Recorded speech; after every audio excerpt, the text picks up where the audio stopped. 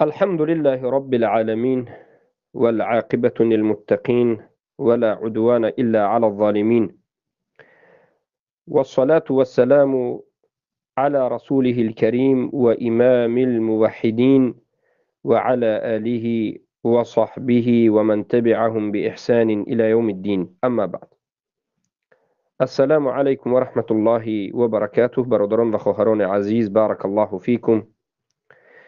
بإذن الله سبحانه و تعالی این حلقه چهارم از آموزش ارکان ایمان است و ان شاء الله سبحانه و تعالی در این حلقه به شما در کلمه اولین آمنت بالله صحبت میکنیم. در حلقه اول به شما حدیث جبرائیل علیه السلام رو که از رسول الله صلی الله علیه و سلم آمدند و سوال کردند که مل اسلام، مل ایمان، مل احسان، متى تقوم الساعه، مل اماراتها، اسلام چیست، ایمان چیست، احسان چیست، قیامت، روز قیامت کی می شود و علامت های روز قیامت رو به ما بیان بکنید. گویان از رسول الله صلی الله علیه و سلم با یک آداب، با یک خاکساری، تواضع، اخلاق شایسته سوال کردند و این عمل رو جبرائیل علیه السلام به خاطر این کردند که به صحابه ها تعلیم بدهند آداب رو، اخلاق رو و اینچنین دینشون رو. اتاکم لیعلم امر دینکم. پیامبر رسول الله صلی الله علیه و سلم گفتند که جبرائیل آمد این سوال و جواب رو به من کرد تا که امر دین شما رو، مسائل دین شما رو، بزرگترین اون مسائلی که از اصول دین است، به شما به همین واسطه تعلیم بدهد. و ما مسئله ارکان اسلام رو بیان کردیم در حلقه دوم یا در حلقه اول. در حلقه دوم به شما عقیده، معنای عقیده لغتا و اصطلاحا، و در حلقه سوم درباره معنای توحید و عقیده و توحید از هم دیگر چی فرقیت و چی پیوستی دارد بیان نمودیم. حالا اکنون جواب رسول الله صلی الله علیه و سلم به جبرائیل علیه السلام رو شرح دادن رو شروع میکنیم. حضرت جبرائیل زانیشان به زانی رسول الله چسبیده، رو بر روی رسول الله نشسته، دو زانو. ما تاجیکا چهار زانو داریم، دو زانو داریم، بله، دو زانو. خیلی که در نماز در تشهد میشینی، تشهد اول یا دوم، وقتی که التحیات میخونی چگونه میشینی؟ انا همین رو دو زانو میگم.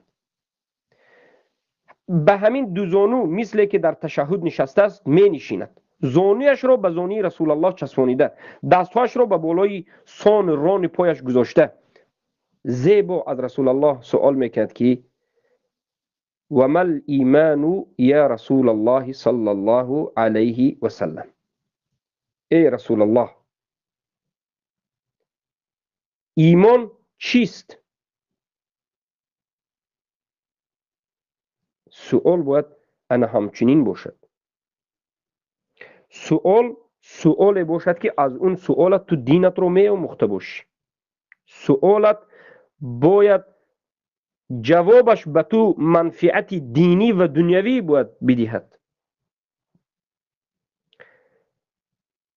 و این دلالت میکند که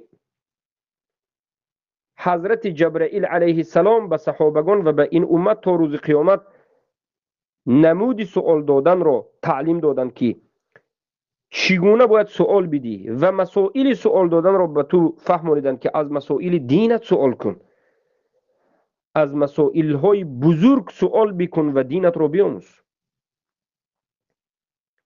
سبحان الله. برای چی؟ امروز من شما میبینیم، ما طالب علم ها شب و روز میبینیم که بعضی از مردم اومده میگن که در فلان کتاب چند نقطه وجود دارد، چند ویرگول وجود دارد.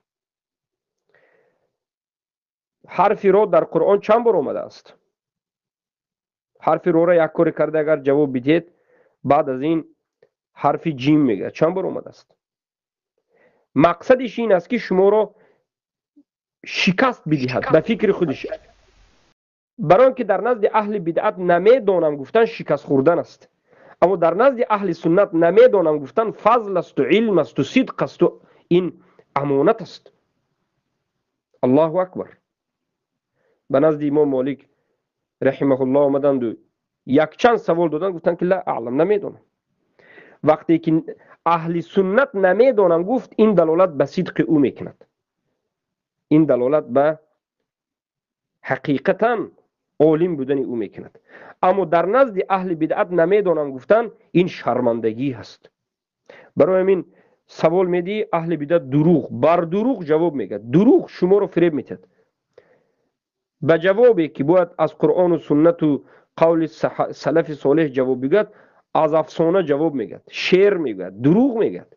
آخر میموری میگند که خاموش بیستی مگر خوب نیست. این تقول در حق الله است. و من تقول علينا بعض الاقاويل لاخذنا منه باليمين لقطعنا عنه ثم لقطعنا عنه الوتين ولا تقف ما ليس لك به علم ان السمع والبصر والفؤاد كل اولئك كان عنه مسؤولا. بالاخره انا همین مشکلی را دارم، سؤال ها بی‌معنی است و انمی به سؤال ها و به موضوع های بی‌معنی مشغول شدن قیل و قال است. گپایی که 100 سال گپ زده میستید، صحبت کرده میستید، نتیجه چی است؟ بعد از 10 سال شما انا همون انسان بودید، همون مثل همون ایستادید. آموزش نیست، فهمیش نیست. برای اون که سخن‌هایی که شما میکنید، سوال‌هایی که شما میکنید، موضوع‌هایی که در بالای آن صحبت و تلاش و تفتیش میکنید، نه به دنیای شما فایده دارد، نه به آخرت شما فایده دارد و این از صفت مؤمنین نیست. رسول الله گفتند یک چند عملها از امر جاهلیت است. یکی از آنها قیل و قال است که الله بدش میاد. الله از سه چیز بدش میاد: قیل و قال، گپای بیهوده زدن، و کثرت سؤال و سؤالهای بی‌معنی را زیاد دادن، و اضاعة المال و مال به حساب کتاب صرف کرده، اسراف کردن. بالاخره علم هم همین است. علم هم آداب، اخلاق، روش و انسان سوال کننده باید از مسائل بزرگترین سوال کند. ببینید که جبرائیل چگونه از مسئله بزرگترین سوال کردن و بعد از این نظر بکنید به سؤال صحابگان رضی الله عنهم که از رسول الله چگونه سؤالهای بزرگ رو میکردن. ای الاعمال افضل، ای رسول الله بهترین عمل کدام است؟ حق بنده بر الله و حق الله بر بنده و چقدر مسائلی که در احادیث بیان شده است. رسول الله صلی الله علیه و سلم را سوال کردند که ایمان چیست؟ رسول الله گفتند الایمان ان تؤمن بالله و ملائکته و کتبه و رسله و اليوم الاخر والقدر خیره و شره. ایمان این است که ایمان بیاوری به الله، به ملائکه، به کتابهایش، به رسولش و به روز آخرت و به تقدیر نیکی و بدی. انکنون ایمان بیاوری به الله. ایمان آوردن به الله میگویند. ایمان اول چیست؟ باید دانسته شود. زیرا که جبرائیل رسول الله گفتند که مل ایمان، ایمان چیست؟ معنای ایمان در زبان عربی برای عرب مشهور است، معلوم است، خصوصا در زمان سلف صالح. اما به من شما امروز که هم عجم هستیم، عرب نیستیم و بر ضمن این بعد از قرون مفضله و در زمان قرون مفضله در عصر سومش مرجعه ها به وجود آمدند، از یک جانب در اصل دوم خوارج ها به وجود آمدند، یا در قرن اول بگیم خوارج ها به وجود آمدند. در بالای ایمان چقدر فتنه و فساد به وجود آمد. همه مشکلی که در این امت اسلام است، همه کمبودی هایی که در بین امت اسلام است، همه اختلاف هایی که در بین امت اسلام است، همه مذاهبی که در بین امت اسلام است، سببش در بالای مسئله ایمان، انا همین مسئله ایمان، همین کلمه ایمان خطا فهمیدن است. خوارج برای چی خوارج؟ برای اینکه ایمان خطا فهمید، کفر خطا فهمید. ایمان که خطا فهمید، کفر خطا میفهمید. معتزله خطا فهمید، غلو کردن در معنای ایمان، خیلی از پیش خودشون غلو کردن. مرجعه ها سبکروی کردن از پیش خودشون. جهمی ها تماما ایمان به خواهش و هوس خودشون معرفه گفتن. کرامی ها فقط قول باللسان گفتن و اشعری و ماتریدی هم تصدیق میگن، فقط حتی گفتن لا اله الا الله میگن این نه اونقدر ضرور است، این فقط به مسائل دنیا تعلق دارد، میگن با آخرت تعلق ندارد. اما اهل سنت و الجماعه چی میگن؟ یگانه فرقه که حق است، نجات مییابد، فرقه ناجیه، طایفه منصور است. انا من اهل سنت و الجماعه است که من و شما اهل سنت و الجماعه هستیم. مو نه صوفیم، نه اشعری، نه ماتریدی، نه حزبی، نه عوزری، نه مدخلی، نه رافضه، نه طاغوت پرست. ما مسلمانیم، مذهبمون اهل سنت و الجماعه هست. اهل سنت و الجماعه در باب ایمان چی میگن؟ تو باید بدانی تو که گمراه نشوی. برای فهمیدن ایمان دو راه باید پیموده شود. به دو راه مسئله ایمان فهمیده میشد، از نظر لغت و از نظر اصطلاح. از نظر لغت علمای لغوی و علمای اعتقادی عقیدوی در بالای ایمان از نظر لغت دو عقیده دارند یا که دو فهم دارند. بسیاری از اهل علم را وقتی که نظر میکنید میبینید که میگویند که ان الایمان فی اللغت هو التصدیق. ایمان در لغت این تصدیق است. میگن تصدیق زبان عربی، زبان تاجیکی، تصدیق کردن. من تو رو تصدیق کردم، سخنی من تصدیق کو میگید، گپی من راست یا نه، سخنی من تصدیق کو میگید. تصدیق کردن یعنی یک سخن شنیدتون، یک خبری آمده رو بله انمین درست است، انمین به باور کردم، قبول کردم، باور کردم، گوید انمین تصدیق است. تصدیق چخیلی که گفتیم کلمه تاجیکی، یعنی عربی که تاجیکو استعمال میکنند و معروف است تصدیق کردن. حاجت به بیانم نیست اگر چه کمی بیان کردیم. المعروف لا يعرف. چیزی که معروف است گشته و برگشته باید باز بیان کرده و تعریف کرده و از همه جانبش گوزدن، اینقدر درست هم نیست. پس ایمان در لغت گفتند تصدیق است و دلیل آوردند و ما انت بمؤمن لنا، یعنی بمصدق لنا. در اینجا آمد که و تو بر ما مؤمن نیستی. انا همینجا مؤمن رو مصدق گفتند، تو بر ما تصدیق کننده نیستی. پس این علما گفتند که تصدقتو یا که آمنتو هر دوش یک چیز هستند. تصدیق کردم یا که ایمان آوردم هر دوش یک چیز هستند.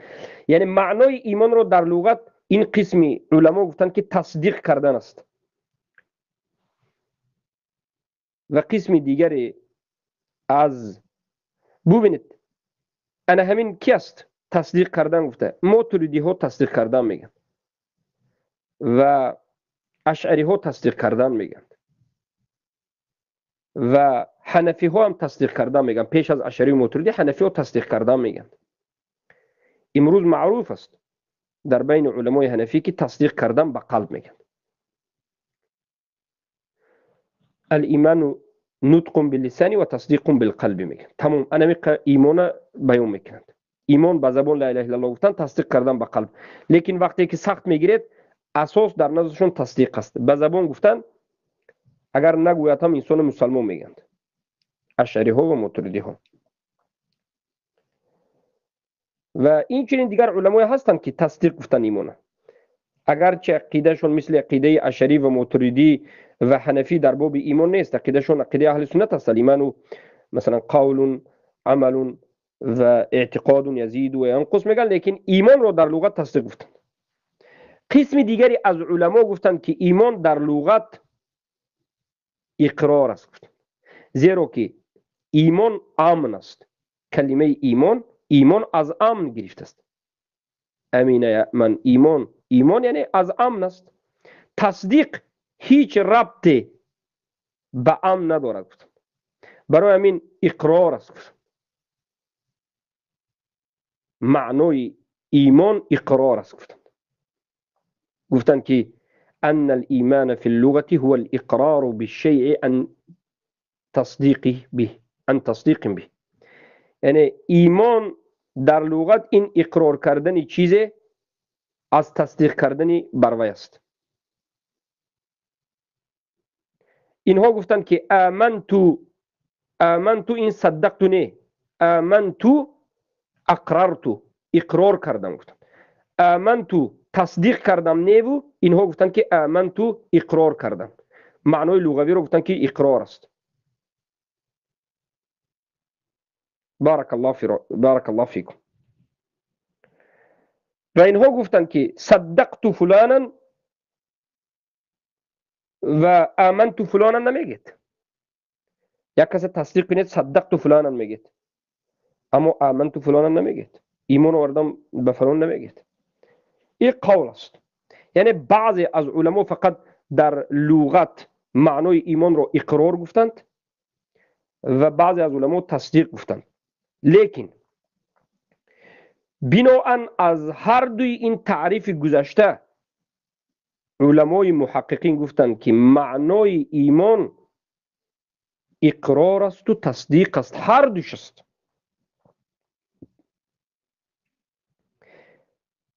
یعنی ایمان در لغت یک معنای زائده رو بر موجب غیر از مجرد تصدیق یا غیر از مجرد اقرار دارد. الاقرار و التصدیق یا که التصدیق و الاقرار. اقرار چیست؟ کلمه اقرار، تصدیق رو فهمیدید. اقرار اعتراف کردن، قبول کردن. یک خبری که به شما آمد، یک معلوماتی که به شما آمد، انا همون رو اعتراف میکنید. اعتراف کردم، چی گفتنی؟ قبول کردم. اعتراف کردن، قبول کردن. بارک الله فیکم. اعتراف از قبول کمی زیادتر است. اعتراف فقط مجرد قبول نیست، بلکه اعتراف یک نمود قبولی هست که قبول کردن خبری هست که بعد از این باید همون چیز قبول کردت رو عمل کنی. این رو اعتراف میگن. پس از نظری لغوی قول راجح در بالای ایمان همین است که ایمان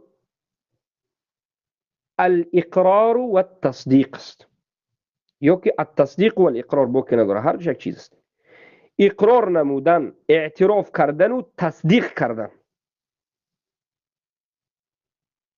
و همین اقرار و تصدیق لغتاً، اقرار و تصدیق وقتی که ما در زبان عربی اقرار میگیم، تصدیق میگیم، خودی همین اقرار و تصدیق فقط به زبان یا فقط به قلب تعلق ندارد. اقرار و تصدیق این عملی هست، اعتقادی هست که به عمل قلب تعلق دارد، به قول قلب تعلق دارد، به اعتقاد قلب، و به سخن زبان تعلق دارد و به عمل جسم تعلق دارد.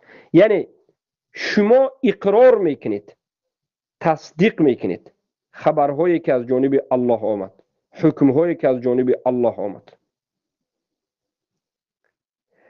و امر و نهی هایی که از جانب الله سبحانه و تعالی آمد، فرض های واجبات که آمد، همیشه اقرار میکنید، اعتراف میکنید و تصدیق میکنید.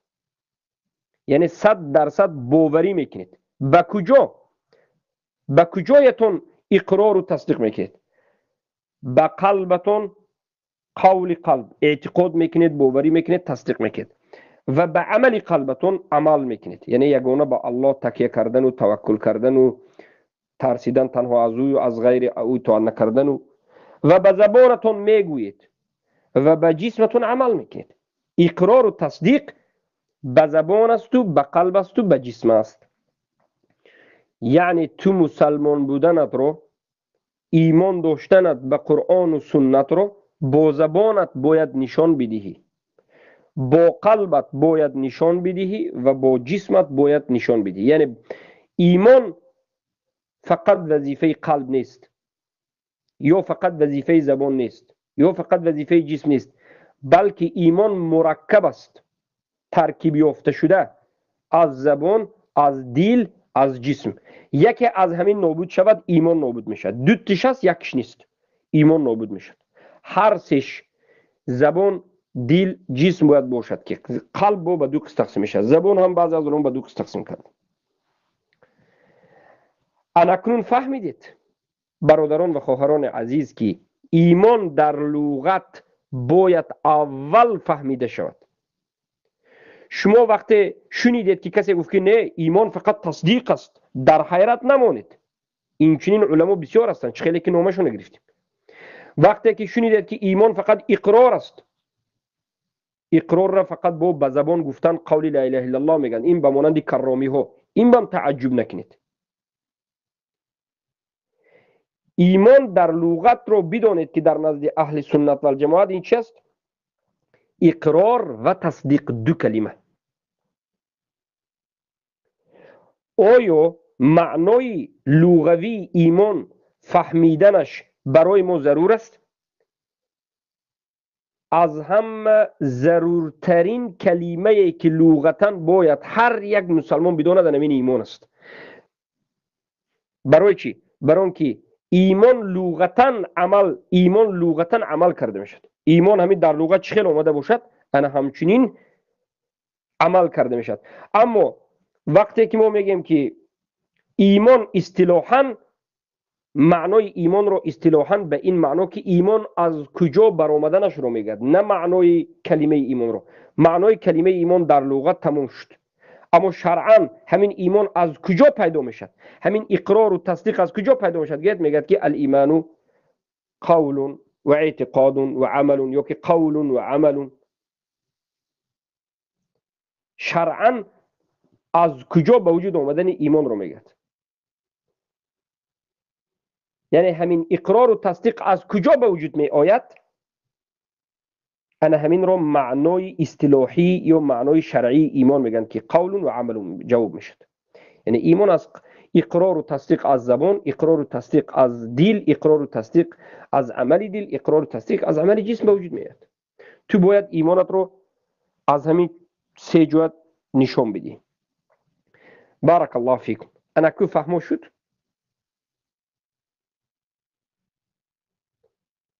بارک الله فیکم. اما کسی که مثلا دروغ شمارید یعنی تصدیق نکرد، خبری از جانب الله اومده رو دروغ شمارید، به قلبش یا به زبانش رد کرد، یا که عمل ترک کرد، یا مقتضاها طلبات های لا اله الا الله به جا نآورد، یا که اقرار نکرد، قبول نکرد. سبحان الله. اما کسی که تصدیق کرد، خبرهای از جانب الله آمده رو تصدیق کرد، یعنی انا همون چیزها رو فهمید و به همون چیزها باوری کرد، قبول کرد، 100% اطمینان پیدا کرد با قلبش و با زبانش شهادت داد اشهد ان لا اله الا الله و اشهد ان محمد رسول الله، یا که آمنت بالله و ملائکته و کتبه، گفته به زبانشان گفت، به قلبشان، بعد از این به زبانشان گفت و بعد از این عمل کرد به جسمش. ظاهرا مقتضای ایمان از تو چی میطلبد؟ مقتضا یعنی طلبات، همین ایمان طلبات دارد. این عملها رو انجام ده، نماز، زکات، روزه، حج، نیکویی پدر و مادر، حق و از گناه های کبیره دست کشیدن، از نفاق دور شدن، صادق بودن. این امر است، طلبات است، امر ایمان است. و این چنین طلبات ایمان نهی است. زنا نکردن، دزدی اولین چیزی که ایمان از تو میطلبد از شرک و کفر دور شدن، از طاغوت دور شدن و از تمام شکننده های اسلام دور شدن، از نفاق و ردت دور شدن، از مشرکین دور شدن و از تمام گناه های کبیره که زنا و شراب نوشی و غیره و غیره است دور شدن. همین طلبات تصدیق است. اگر تو در حقیقت تصدیق کرده باشی باید بجا بیاری. بجا که ناوردی از این رو که تصدیقت ضعیف است. چقدر اقرار تو، چقدر تصدیق تو واقعی باشد، همون قدر عملی تو قوی است. چقدر تصدیق تو ضعیف باشد، چقدر اقرار تو ضعیف باشد، همون قدر عملی تو هم ضعیف میشد. انسان هایی که اصلا عمل نمیکنند این دلالت به چی میکنند؟ تصدیق ندارند. علما هم نمیگن. عملی ظاهر به ایمان باطن، به همون قول و اعتقاد قلب خیلی هم رابطه شدید دارد. عملا نبودنش دلالت به تصدیق نبودن به قلب میکند. بارک الله فیکم.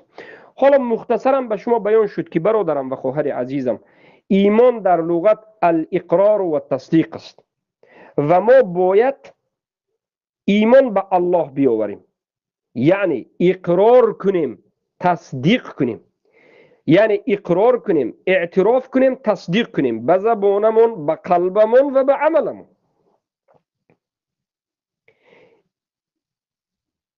اقرار کنیم که الله، اقرار کنیم و اعتراف کنیم و تصدیق کنیم که الله وجود دارد، در بالای عرش از مخلوقاتش جدا است. انا همینه به زبانمون بگوییم، به قلبمون اعتقاد بکنیم و عمل بکنیم و به جسممون به امرهای الله عمل بکنیم. انا همین است ایمان. بارک الله فیکم. این بود معنای ایمان لغوی از نظر لغت، الاقرار و التصدیق. اما معنای ایمان از نظر شریعت، علما میگن که آن چیزی که کتاب الله به همون دلالت میکند، سنت رسول الله به همین معنا دلالت میکند، اجماع سلف صالح به همین معنا دلالت میکند که ایمان چی است؟ قول است، قول باللسان و اعتقاد بالقلب و عمل بالقلب والجنان. یعنی ایمان به زبان است و به قلب است و به جسم است. انا همین ایمان است. وقتی که ما گفتیم که ایمان قول به زبان، سخن به زبان، اعتقاد و عمل به جسم، قول و عمل و اعتقاد، یا که قول و عمل گفتیم، آیا معنای کلمه ایمان رو گفتیم؟ حالا معنای کلمه ایمان رو ما لغتا به شما فهموندیم که اقرار و تصدیق است. در اینجا ایمان شرعا، یعنی ایمان از کجا باید به وجود بیاید؟ ایمان در کجای جسمت باید نشان داده شود، عمل کرده شود؟ آیا ایمان فقط در زبان است؟ فقط بگویی که ایمان آوردم، تصدیق کردم، تمام است؟ نه. آیا ایمان فقط در قلب است که من به قلبم تصدیق میکنم که الله وجود دارد، گویی تمام است؟ نه. آیا ایمان فقط ظاهری است؟ نه. ایمان مرکب است از هر سه نمین جا. از زبان یک، از دل دو، از جسم سه. هر سهش که وقتی که یک جا شد و به وجود آمد مرکب شد، ترکیب یافته. یک چیز رو، تنها چیز رو مرکب نمیگن، سه چهار چیز جمع شود اینه مرکب میگن. ایمان از زبان و دل و جسم وقتی که عمل کردی و به وجود آوردی انمین ترکیب یافت، یعنی مرکب شد و ایمان به وجود آمد. وقتی که یکی از همین سه چیز نابود شد، سخن زبانت یا سخن دلت، عمل زبان و عمل دل و عمل جسم، یکی از اینها نابود شد، ایمان نابود میشد. برای که همه این زبان، دل، جسم همش رکن ایمان است. یکی اش رفت همش نابود میشد. خواهی که ایمانت حقیقتا وجود داشته باشد، خواهی که اهل ایمان و اسلام و مؤمن باشی، حتما انمی سه جایت رو از جسمت، سه جایش رو همیشه در ایمان نگه بداری: زبان، قلب، عمل، جسم ظاهری. قلب دو قسم است: قول قلب و عمل قلب. قول قلب این اعتقاد قلب است که یک چیز می آموزد و می فهمد و همون با اقرار و تصدیق میکرد. عمل قلب اقرار و تصدیق عمل قلب این عمل است. از الله می ترسد. ترسیدن عمل است، سخن نیست. ترسیدن فقط علم نیست، ترسیدن عمل است.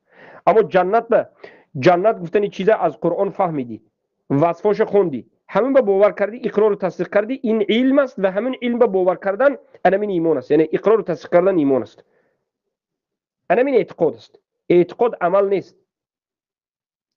اعتقاد علم جازم داشتن و اقرار و تصدیق کردن به خبرهاست.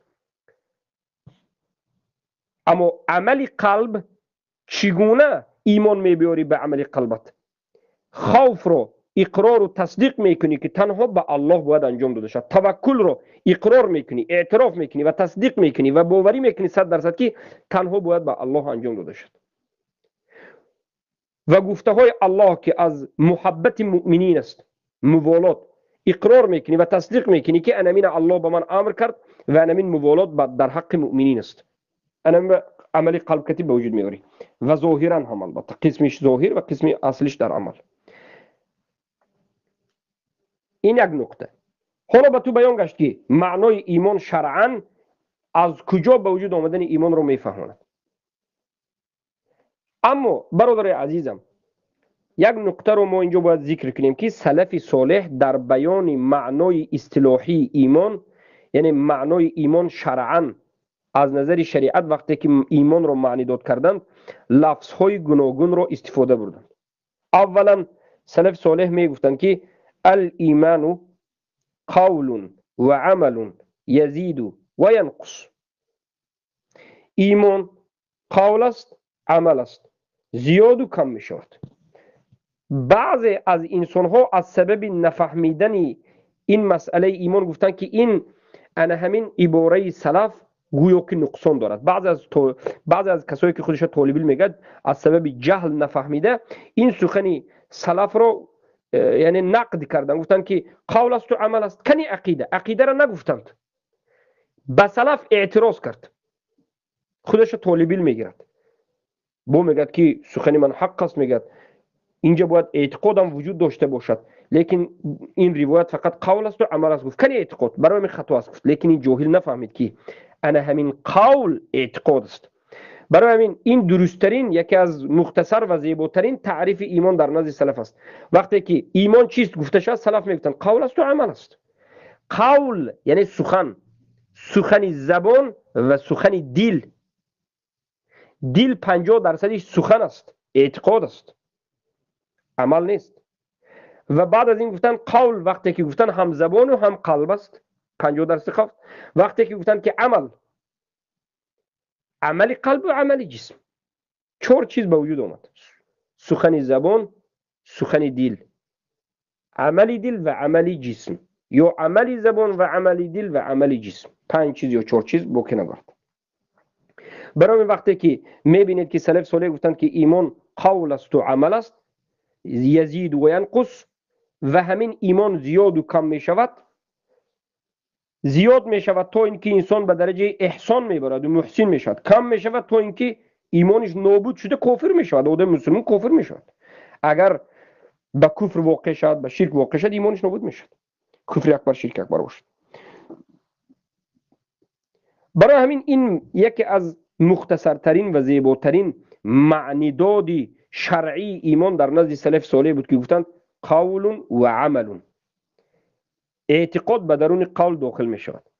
اما قسم از سلف وقتی دیدن کرامی ها رو، وقتی که دیدن که بعضی از اهل بدعت فقط گفتن که ایمان در زبان است، فقط گفتن لا اله الا الله است، در این حالت سلف قسمی از اونها گفتن که الایمان قول و عمل و اعتقاد.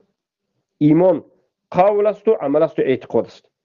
اعتقاد از درون قول برآورده الهیده ذکر کردن که مردم مسلمان هوشیار باشید که بعضی از گمراهان از جهمی ها هستند که ایمان را فقط سخنی قول گفتند، سخنی حتی زبان، فقط زبانی گفتند، نه حتی قول قلبم، نه فقط زبان گفتند. برای من اعتقاد اینجا اضافه کردن، به مانند کرامی ها، به مانند بعض از جهمی ها. بارک الله فیکم. وقت دیدن که جهمی ها زیاد و کمشوی ایمان رو انکار میکند، مرجئه ها زیاد و کمشوی ایمان رو انکار میکند، خوارج ها زیاد و کمشوی ایمان رو انکار میکند، سلف صالح اینجا ضرور شماریدن که باید در عقیده اهل سنت در باب ایمان ذکر کرده شد که زیاد و کم میشود ایمان، و این یگانه مذهب اهل سنت است که انا همینجا ذکر کردن. زیرا که جهمی ها، مرجئه ها، خوارج ها، معتزله ها این چیز اقرار نکردن. و اهل سنت باز گفتند که در ایمان استثناء کردن جایز است، درست است، بلکه ضرور است در حالتهای ضروریت و تفصیلات و تقسیمات. و گفتند که ایمان مرکب است، خیلی که ما یک چند بار حالا در همین حلقه بیان کردیم ایمان از یک چند چیز ترکیب یافته است. اما جهمی ها گفتند که نه، ایمان مرکب نیست، ایمان یک چیز است. همه ایمان گفتند فقط در قلب است، تمام همه انسان ها مسلمان است. خوارج ها گفتند که ایمان یک چیز است، همه دین گفتند اصل دین است، اگر گناه کبیره کنیم تکفیر میشی گفتند. بالاخره برادران و خواهران عزیزم، انا همین بود معنی دادی ایمان از نظر لغت و اصطلاح. این از نظر اهل سنت و الجماعت بود. اما در باب ایمان در زمان سلف صالح، در زمان صحابه، تابعین، تبع التابعین، در زمان بهترین مسلمان ها زندگی کرده، قرن طلایی فتنه به وجود آمد، فتنه از جهلا به وجود آمد. کسانی که قرآن و سنت رو به فهم خودشون فهمیدن، کسانی که سبحان الله پیروی از منهج نکردند، فتنه ها به وجود آمد. البته که سلف صالح روی این فتنه رو گرفتند، حکم این اهل بدعت رو گذاشتند، از عقب اینها نماز نخوندند، به جنازه اینها شرکت نکردند، حکم های شدید رو گذاشتند. اما با وجود همین ببینید که امروز از اون زمان، امروز ما در 1445 هجری زندگی میکنیم. یعنی از همان روزی که پیامبر از مکه به مدینه رفتن چند سال شد؟ 1445 سال شد. این همین حاضر ما 1445 نیم برفته شدیم، اوستا رفته گذشته. ربیع الاول، ربیع الثانی، محرم، صفر، ربیع اول، ربیع الاخر، بعد از این جمادی الاول، جمادی الاخر، رجب، شعبان، انا خمیرت، رمضان، شوال، ذوالقعده، ذوالحجه و الی آخر. ما در اولی 45 ماهای اولی سال 45 هستیم، یعنی 1445. این فتنه های خوارج در باب ایمان، در این مسئله که من شما امروز میخوانیم و باید فهمیم، و فتنه مرجئه و جهمی ها در باب ایمان، فتنه کرامی ها در باب ایمان، فتنه معتزلی ها در باب ایمان، در زمان سلف صالح در قرن 1 و 2 3 در همون اول 100 ساله اول به وجود آمد. سبحان الله، 100 سال 200 سال اول به وجود آمد. تا امروز این فتنه وجود دارد. بسیاری ها فکر میکنند که امروز این گپ ها نیست، امروز مرجئه نیست، جهمی نیست، امروز هست. یگان مراتبه مرجئه ها نگفتند که ما مرجئه هستیم، مذهب ما مرجئه، بیاید ما مرجئه. نه نه نه، مرجئه ها همیشه خودشون اهل سنت میگن. جهمی ها یگان مراتبه نگفتند که ما جهمی هستیم، ما اهل سنت هستیم، ما اهل قرآن و سنت هستیم، ما مسلمان حقیقی هستیم میگن. خوارج ها هیچ وقت نگفتند که ما خوارج هستیم. خوارج ها وقتی که به علی خروج کردند رضی الله عنه، علی را قتل کردند، خودشون مسلمان مؤمن حقیقی میگفتند.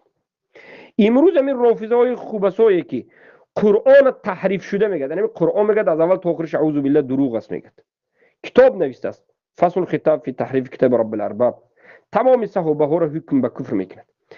یگان دروازه کفر شرک نمانده است، رافضه داخل شد. رافضه را پرسید شما کی هستید؟ بگید میگه که ما پیروان اهل بیت رسول الله هستیم و ما میگه اهل سنت هستیم. رافضه میگه که ما اهل سنت هستیم. یک فرقه را بیار که اهل سنت نگوید. خودش. همه اهل سنت دعوا دارد، لیکن لیس العبرة بالدعاوی، عبرت به دعوا کردن نه، عبرت به عمل است، عبرت به اعتقاد است، عبرت در منهج است. اینها دعوا کردن اهل سنت گفته، لیکن قرآن و سنت انکار کرد. مقصد از این سخن آوردن چیست؟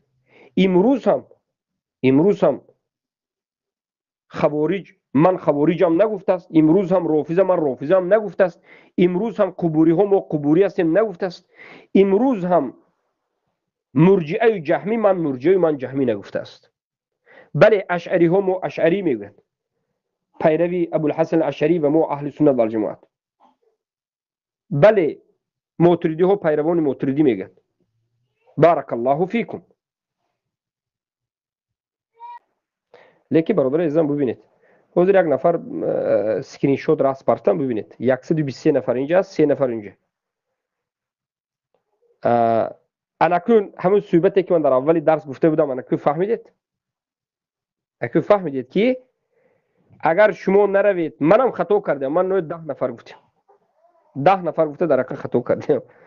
اگر نروید برادر عزیزم، اینا همین 3 خرکله جوهلا، همین 3 نفر 2 نفر میمونن برادر عزیزم. نروید. بعضی ها دلیل میبرد که موسی علیه السلام به نزد فرعون رفتند، الله گفت که وقل له قولا لینا، سخن ملایم گو. این جوهلا نفهمیدن که اولین دعوت موسی رو الله همچنین امر کرد که اولین بار وقتی که به نزد موسی میروی ملایم گپ زن، ملایم دعوت کن، یکم بار دعوت رو. اما وقتی که 1000 بار دعوت کردید، 1000 بار شما رو دشنودید، مسئله تمام است. بازی الله المستعان.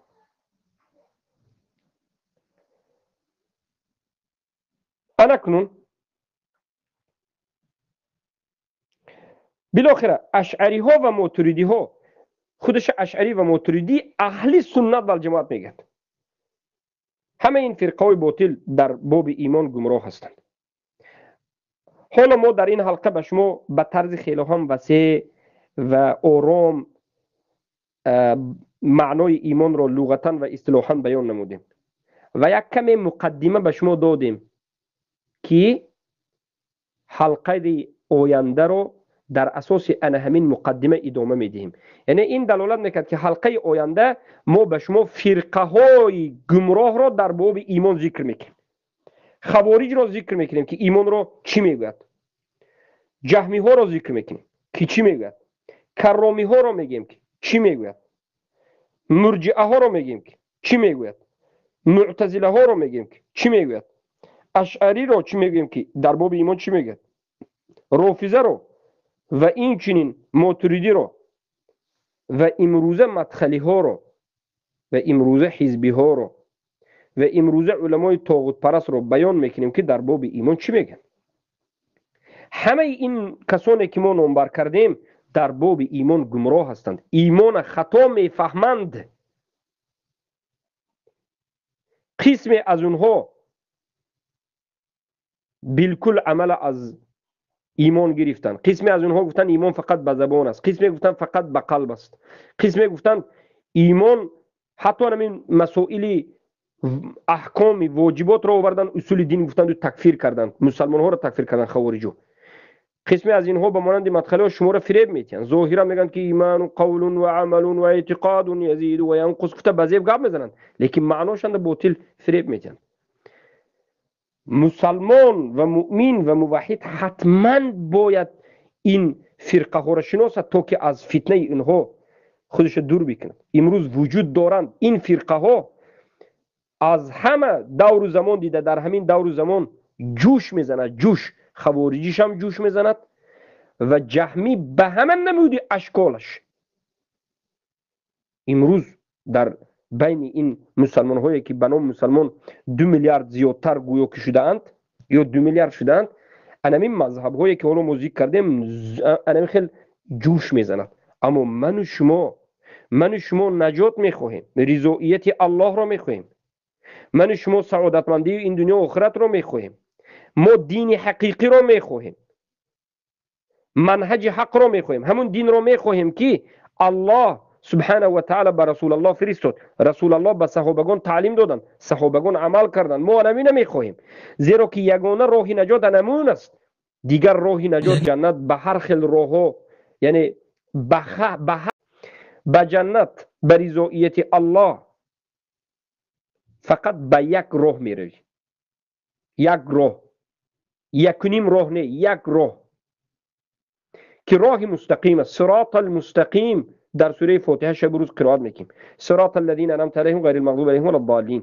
صراط المستقیم، راه مستقیم، راست. الله گفت راه راست